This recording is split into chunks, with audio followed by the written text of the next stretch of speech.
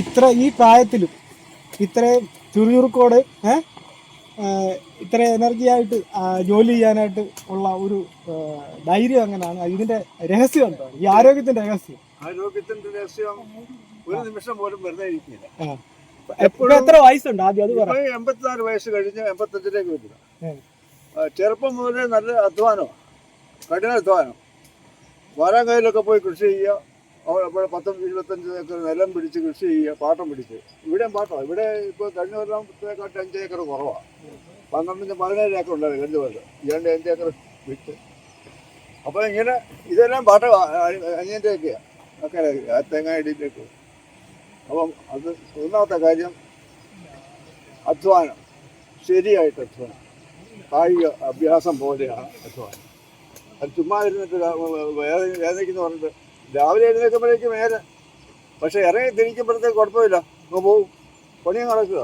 നമ്മുടെ ശ്രദ്ധ മുഴുവൻ കായലിലും കണ്ടത്തിലും കരയ്ക്കും പച്ചക്കറിയിലും ഒക്കെ. പച്ചക്കറി വളർത്തിയിട്ടുണ്ട്. മനസ്സെത്തുന്നിടത്ത് ശരീരത്തെ എത്തിക്കും. എത്തിക്കും.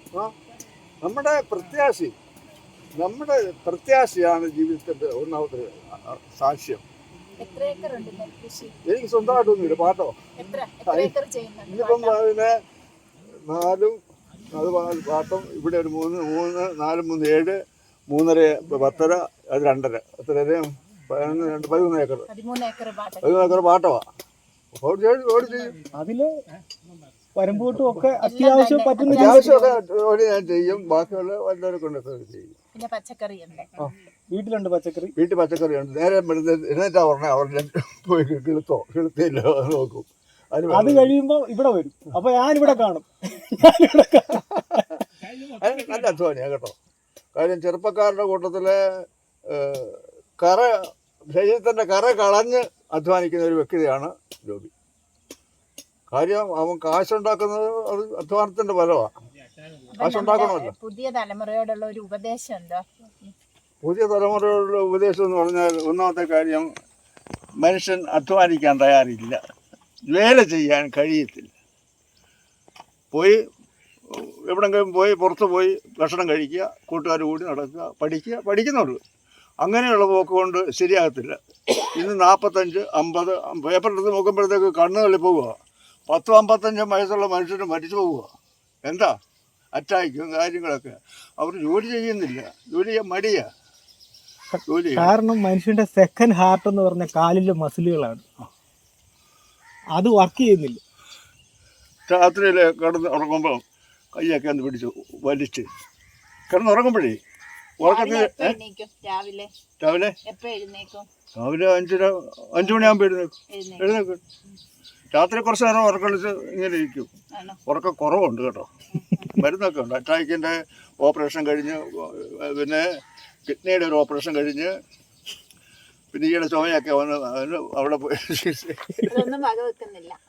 മരുന്ന് കഴിക്കുന്നുണ്ട്. അത് ഇങ്ങനെ നടക്കും. ഇപ്പം നേരം എടുത്തപ്പോൾ വന്ന് ഭക്ഷണം കഴിച്ചിട്ടില്ല. 5-6 ഗുളിയും കഴിച്ചിട്ടില്ല. ഒരു കരിക്കുമ്പോൾ കുടിച്ചു. ഇനിയിപ്പോൾ ഇതെല്ലാം കയറ്റി അവിടെ ചെന്നിട്ട് ഭക്ഷണം കഴിക്കും. വിശപ്പെങ്ങനെ വിശപ്പല്ല നമ്മുടെ കാര്യം. നമ്മുടെ വിശപ്പല്ല, ഭക്ഷണത്തിൽ നിന്നല്ലാതെ തന്നെ ഊർജ്ജം സ്വാംശീകരിക്കുന്നുണ്ട്. നമുക്കൊരു ഇതുണ്ട്, ഐഡന്റിറ്റിയാണ്, പ്രിൻസിപ്പിൾ. ധൈര്യമായിരിക്കും. മരിച്ചവരൊക്കെ മരിച്ചുകൊണ്ടിരിക്കും. അങ്ങനെയൊക്കെയാണ് ലോകം അങ്ങനെ. പക്ഷെ എന്നാലും നമ്മൾ ചെയ്യാനുള്ള ജോലി അതിൻ്റെ അവസാനം വരെ നമ്മൾ ചെയ്ത് തീർക്കണം. മടിച്ചിരിക്കണം. എന്താണെന്ന് പറയാം. കായലൊക്കെ പണ്ടേ കാലത്ത് ഇന്ന് ഇഞ്ചൻ വെള്ളമൊക്കെ ഉണ്ട്. ഇഞ്ചൻ വെള്ളത്തിൽ ഓടിച്ചങ്ങോട്ട് പോവാം. ഇവിടുന്ന് ഊന്നി മകരാന്താലിൽ പോയി ഇഞ്ചൻ വരെ വെച്ച് അധ്വാനിച്ച് അവിടുന്ന് ഊന്നി ഇവിടെ വരിക. കഴുക്കോലുകൊണ്ട് ഊന്നി വലിയ വെള്ളത്തെ ഊന്നി. ഇപ്പോൾ ഇഞ്ചപ്പര വെക്കുന്ന പണിയായിരുന്നു ആദ്യം. അച്ഛനൊക്കെ ഉള്ളപ്പോൾ അച്ഛൻ മരിച്ചു. അമ്മച്ചിക്ക് 115 വയസ്സ്. അച്ഛൻ അറ്റാക്ക്. അച്ഛൻ അധ്വാനിക്കുമായിരുന്നു. നല്ല കായിക ശേഷി. ആരോടും ഒരു പ്രശ്നമില്ല. ഇല്ല. 4 വള്ളം അവിടെ കിടപ്പുണ്ടെങ്കിൽ ആ വള്ളത്തെ കയറി ഇറങ്ങത്തില്ല, നീന്തി കയറി പോകും. അഭിമാനി. അപ്പൻ 6 മക്കൾ, ഒരു പെണ്ണ്. 6 ആണോ ഒരു പെണ്ണ്. എനിക്കുണ്ട് 6 മക്കളുണ്ട്. മക്കളുണ്ട്.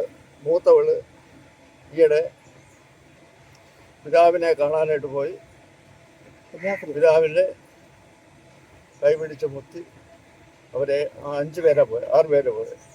റോമിൽ പോയി. അപ്പോൾ പോയിച്ച് വന്ന് ഇത് വസതി വന്നിട്ടുണ്ട്. ഒരാൾ ഇരിട്ടിയിലാണ്, അത് പ്രിൻസിപ്പാളാണ്. രണ്ടാമത്തെ മോളാണ്. അതിൻ്റെ രണ്ടാമത്തെ മോന് ജിദ്ദയിലാണ്, ഗൾഫിൽ. മൂന്നാമത്തെ മോന് പണിയെല്ലാം കഴിഞ്ഞിട്ട് ഇവിടെ വന്നേച്ച് പിന്നെ ഗൾഫിൽ പോയി ഗൾഫിലാണ്. 2 പിള്ളേരെ കെട്ടിച്ചു. ഇളയൻ്റെ വെച്ച് എൻ്റെ ഭർത്താവ് മരിച്ചു പോയി. 40 വയസ്സായി. 40 വയസ്സുള്ളപ്പോൾ മരിച്ചു പോയി. 2 പെൺപിള്ളേരുണ്ട്. പിന്നെ അതിനൊക്കെ വല്ലതൊക്കെ കൊണ്ട് ചെയ്യാൻ ഒന്ന് നീക്കി വെക്കട്ടെ. അതിന് വേണ്ടിയിട്ടാണ് ഞാൻ ഓടുന്നു.